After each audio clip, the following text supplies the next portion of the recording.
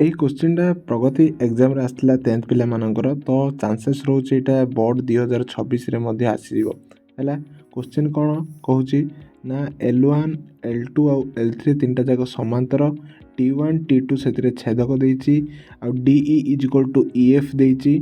CF रो value देइची AD रो value देइची और EB बाहर कर बोली कहिची हैला। तो आमर ये दीटा केस होची केस 1 केस 2 बा फिगर 1 फिगर 2 जदि फिगर 1 एमती देथिबो किछि एग्जाम रे जोठी दीटा छेदक परस्पर को छेद करि नथिबे A टू B बड़ थिबो B टू C बड़ थिबो तो सेठी आमर सूत्र लागिबो 2B = A + C किंतु वर्तमान आमर एग्जाम रे कोन देथिला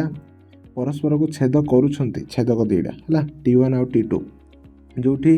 कौन हेतिबो A टू B बड़ हेतिबो B टू C बड़ हेतिबो तेबे एई सूत्रटा लागिबो 2B = C - A और B = कोन हबो C - A / 2 हे जिवो हबो ना नै। तो सेई सूत्रटा जते बेले हमें पकेइबा कोन हबो ना C - A 80/15 हला B = 80/15/2 जोडा 65/2 = आसीबो 32.5। तो एही भलिया ट्रिक्स सब पाइबा पई एही चैनल को सब्सक्राइब करंतु और सांग मानक सहित शेयर करंतु।